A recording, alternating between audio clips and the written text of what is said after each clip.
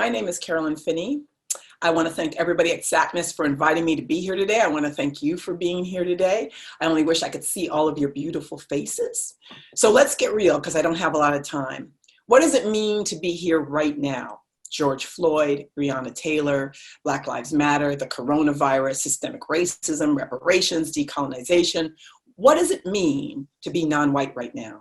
To be white right now, to be Black right now, to be Latinx, Indigenous, Native American, Chicano, Asian right now?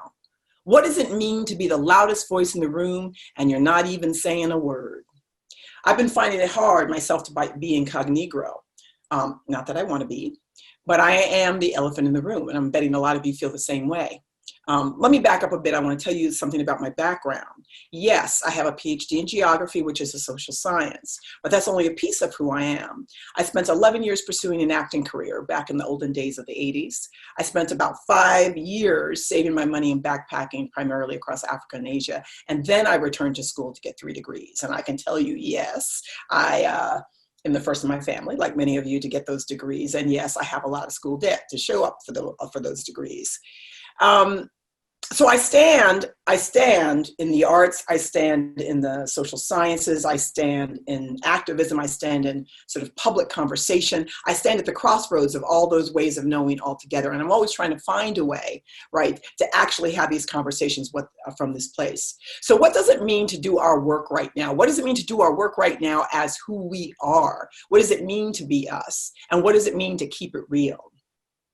So I've spent the better part of 6 years going around the country. I talk to predominantly white groups. I talk to a lot of people, but I have to be invited in. But let me be honest with you, oftentimes it's largely predominantly white groups, environmental groups, academic groups who say that they're really interested in diversity. And I talk to them about race, place, identity, power, belonging, land, identity, nature, all of it. And I always say to people, it's hard to talk about a thing when you are the thing itself. Right? I come into a room, I don't simply have an intellectual conversation, it is also an emotional conversation. And I understand the power of our emotion as well as our intellectual ways of knowing. So what does it mean to bring those two things together at this moment and keep it real while still practicing a degree of self-care?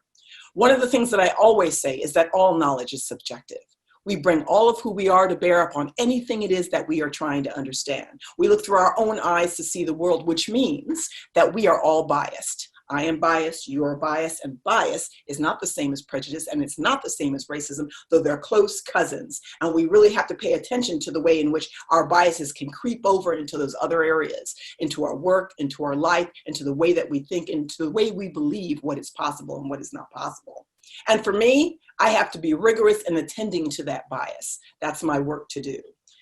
I want to tell you something about where I got that from, because I believe all of our stories have value. So I talk a little bit about where I grew up. I'm originally from New York. I've moved around a lot, but I will always be from New York.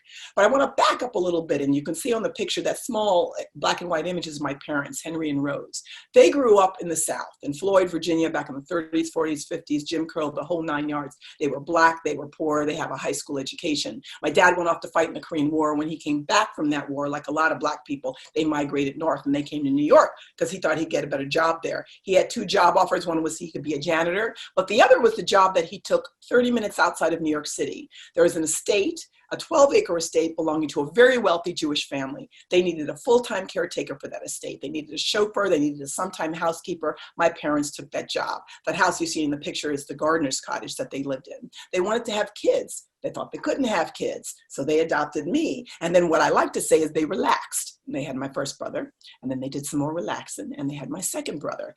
This was an all-white neighborhood except for us, a wealthy all-white neighborhood. Harry Winston had property down the street. Schaefer of Schaefer Beer lived next door. Wingfield Golf Club was around the corner. We were the only family of color in that neighborhood until the 90s, when a Japanese-American woman moved in. She was there for a few years, and then she moved out. The story that I like to tell people about when I started to feel imagine what it must mean, what it must look like in terms of having this color skin and being in that neighborhood was when I was 9 years old. I went to a public school there in Mamaroneck. I was walking home from school, so picture me 9, afro, reading glasses, school bag, not very impressive. Right around the corner from the house, there were always policemen patrolling this area in a car. So the first time I got stopped by that policeman, he stopped me right around the corner. He said, where are you going? And I gave him the address. I said 1,000 Old White Plains Road. And he just looked me up and down and said, oh, do you work there? And I'm thinking, dude, I'm 9.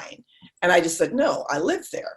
I go home, I tell my parents, my father called the police station, he gave them holy hell, I just want to say. And they never bothered me and my brothers again. But as an adult, I have to think about the logics of that moment. What was that policeman thinking? I'm a little girl, it's a certain time of day. What was he thinking I was doing there? What was he imagining I was working there doing? And so I've sort of taken that with me as I think about race and place and who belongs and who doesn't. Let's jump ahead to the 90s. So the patriarch of the family had died years earlier, of the family that owned that estate had died years earlier, but the matriarch was dying. At this point, my parents have been caring for that land for nearly 40 years, nearly 40 years.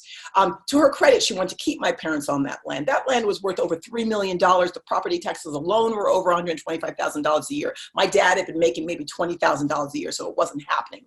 At the end of the day, she had a beautiful house built for them in Leesburg, Virginia.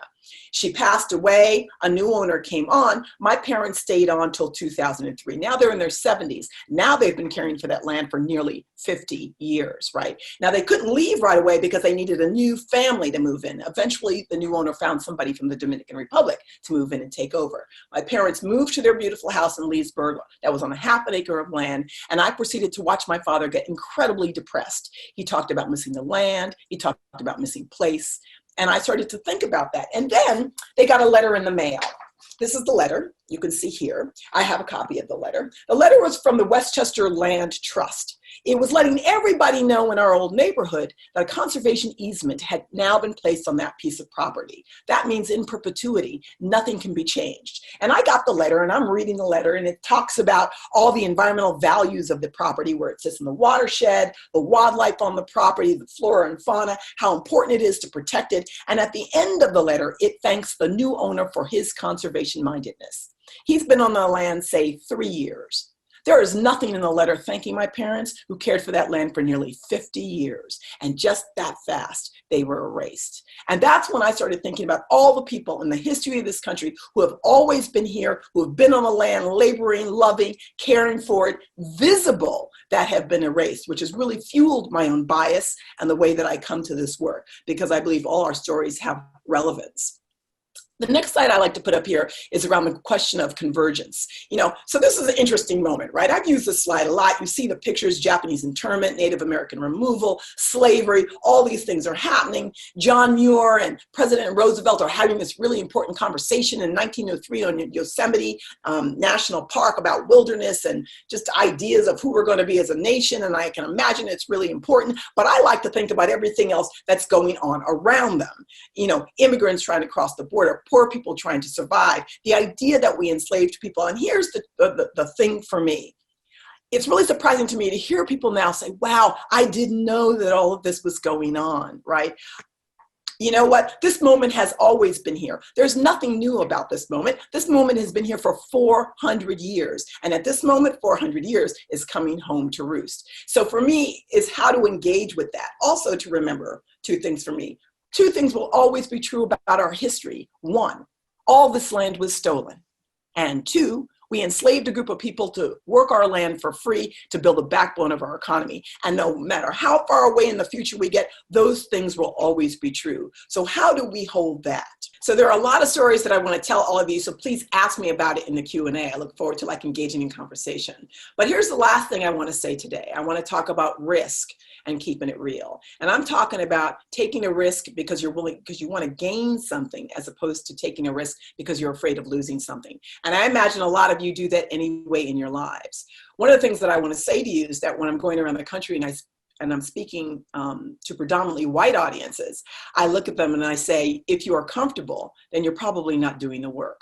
I want to tell the story of Svetlana Alexievich. She's originally from Belarus. She won a Nobel Prize a few years ago.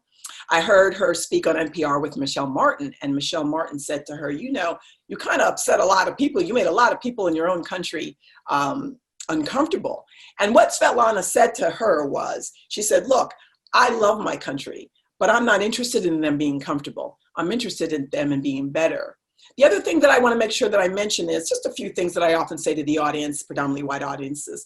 Diversity is not about assimilation. Emotional labor is a thing, and our stories matter. Complicity, culpability, accountability, and responsibility is a thing. And if you want to be rigorous, then you better pay attention to your intention. And what does that mean in order to do that?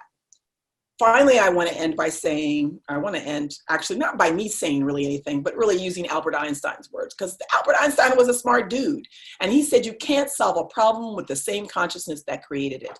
You can't solve a problem with the same consciousness that created it.